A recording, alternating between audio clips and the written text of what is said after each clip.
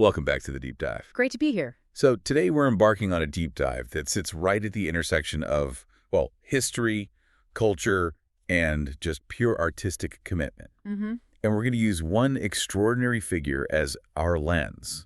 You'll almost certainly know him globally, probably as Pablo Escobar from Netflix's Narcos. Oh, absolutely. A performance that just dominated television. It really did. But Wagner Moura is so much more than that one breakthrough role.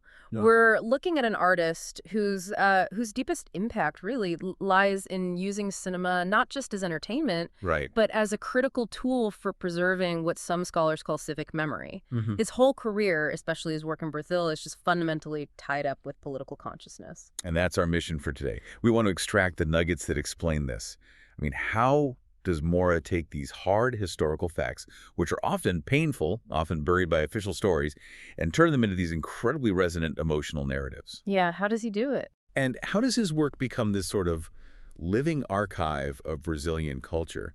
What are the techniques that make him so powerful, both at home in Brazil and, on the world stage? Well, the sources really paint a picture of an artist who is consciously trying to bridge that gap. Yeah. Between pop culture entertainment and serious social commentary. Okay. So we're going to trace that artistic evolution. We'll start with his commitment to truth, then define this powerful idea of cinema as civic memory, and then dig into the cultural impact of his most challenging films. Okay, let's unpack that, starting with his foundation. He was born in Salvador, Bahia in 1976. Mm-hmm. And I think most people don't realize he actually started off studying journalism. That's right, before he pivoted to theater. Exactly, at the Federal University of Bahia. And that early interest in, investigation and research, it really feels like the bedrock for the kind of commitment he brings to his roles later on. It absolutely sets the stage. That investigative impulse really informed his acting. He's not just inhabiting a character. Yeah. He's researching and almost reporting on a historical reality through his body and his voice. And that desire for authenticity is, of course, what catapulted him onto the global map in 2015, landing the role of Pablo Escobar in Narcos. And here's that first nugget of dedication. We're not talking about a simple performance. To nail that role, he had to learn Spanish specifically with that distinct Paisa accent from Medellin. And he gained 40 pounds. He gained 40 pounds to physically become the man. That intense transformation, that was his global declaration of commitment. And it's so crucial to understand that commitment because it's the very same discipline he channels into his political cinema. The focus just shifts from external reality. The weight, the accent. Right. It shifts to the internal psychological reality of historical struggle. So before we get into the films, we have to understand this core idea, this theoretical underpinning of his work. Let's define civic memory. It sounds a bit academic. It does, but it's really the foundation of shared identity. It's fundamental. But what is it exactly? Civic memory refers to the shared stories, the collective awareness of historical events that connect a community. It's the basis of its social identity. So traditions, big historical moments. Exactly. And societal challenges. It's how a society chooses to remember its past, and often there's a conflict over that memory. But how you remember dictates how you define your present and your future. And this is where cinema becomes such a potent tool, right? He takes these abstract, maybe dusty historical ideas and makes them feel immediate. Precisely. Through visual storytelling, films make historical concepts relatable, visceral. It bridges the gap between, say, a history textbook and the lived emotional experience of someone who is actually there. So the screen becomes this platform. A platform for cultural transmission, yeah. It ensures key stories, especially ones that have been suppressed or forgotten, stay alive for new generations. So cinema doesn't just passively record history. It's an active participant. It's constructing collective memory. Right. And the sources were very specific on how this works. They detailed 4 key functions. First, there's the straightforward documentary function. Films record actual events. They serve as archives.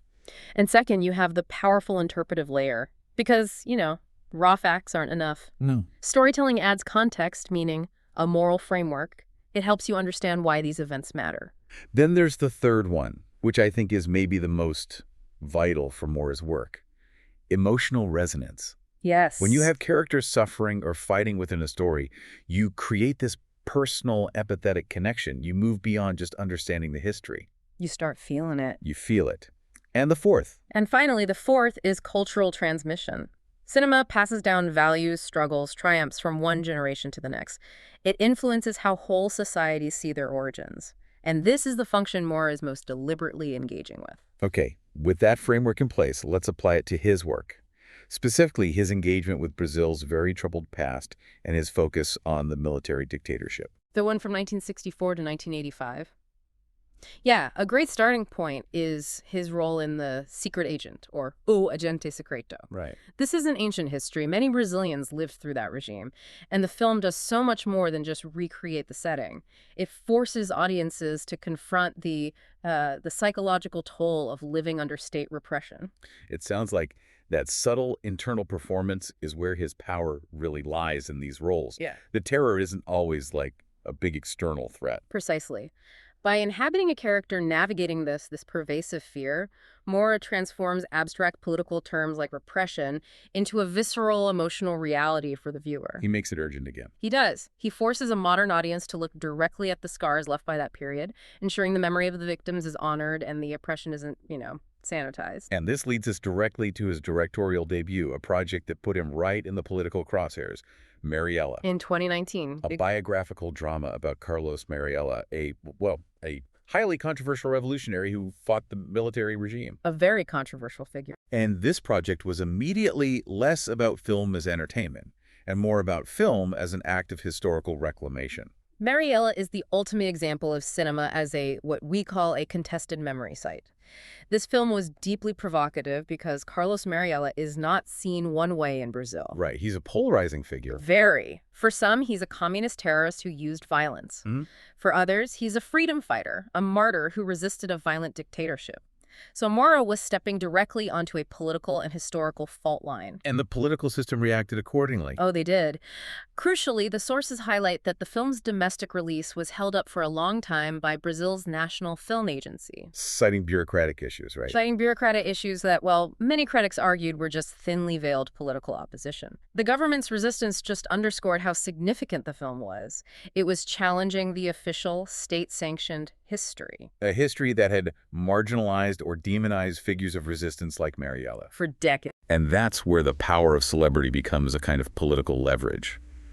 Moura, with this global platform from Narcos, was actively challenging those official stories. He was amplifying voices that had been silenced. He was making sure this painful, contested chapter of history stayed visible, stayed open for debate. It's a powerful move. It really is. He basically used his fame to force this conversation back onto the national agenda, the idea that heroes to some are villains to others. This is historical work happening in real time. So let's shift to the method behind all this. Nah. We talked about his total immersion for Narcos, but how does he apply that to the psychological demands of playing a political resistor? It's a deepening of that same discipline. His prep for a role like Marighella involves not just physical change, but this rigorous immersion into the intellectual and emotional context. So reading his writings, things like that. Exactly. He studied the revolutionaries' political writings, the history, accounts of what life was like in hiding. This grounding makes sure the performance isn't just dramatic, it's historically accurate and intellectually informed. And he also integrates some really specific personal disciplines. We hear about meditation and martial arts, and I think a lot of people might just see those as like wellness practices. Yeah, right. But for Moura, how do they translate into conveying historical trauma on screen? That is the nugget right there. The meditation practices aren't just for his own mental stability. They're tools for emotional regulation and access. So.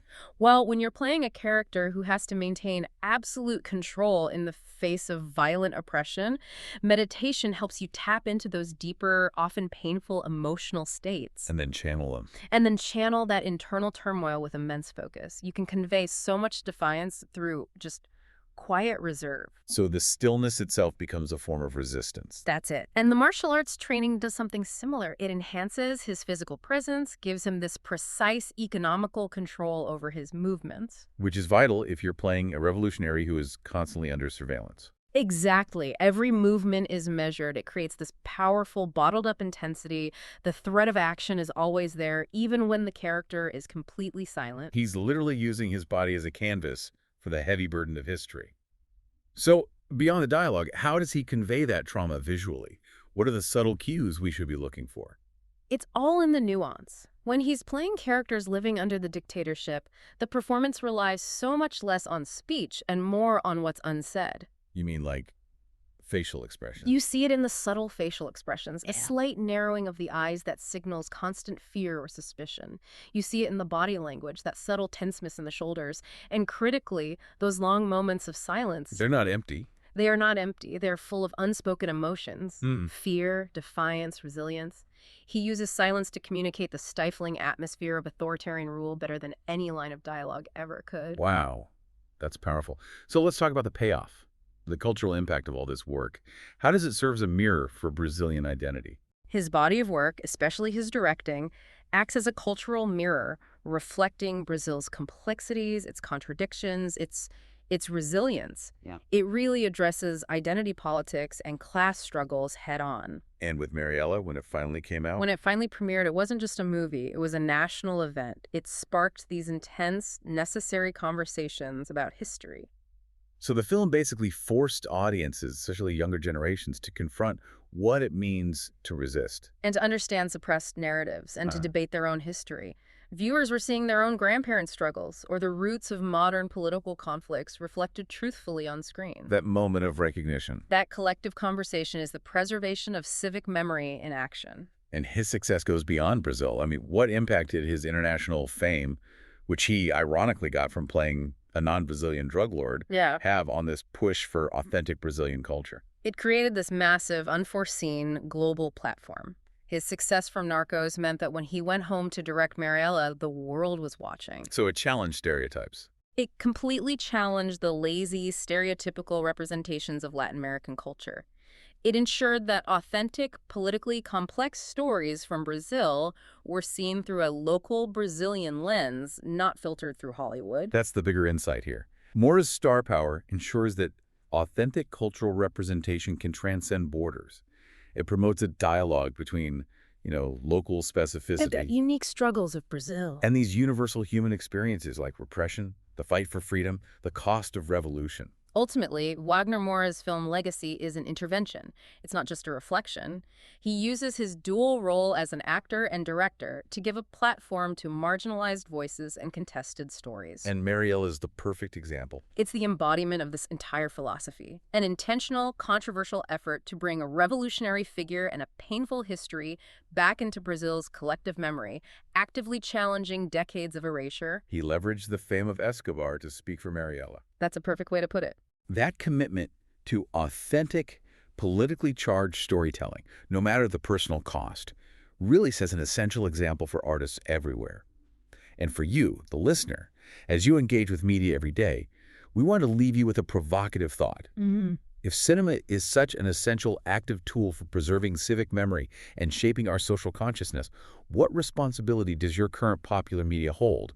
What is it doing to preserve or challenge the historical narratives of your own community? Are they helping you remember or helping you forget? Something to consider next time you're watching a historical drama. Definitely. Absolutely. We'll see you next time on The Deep Dive.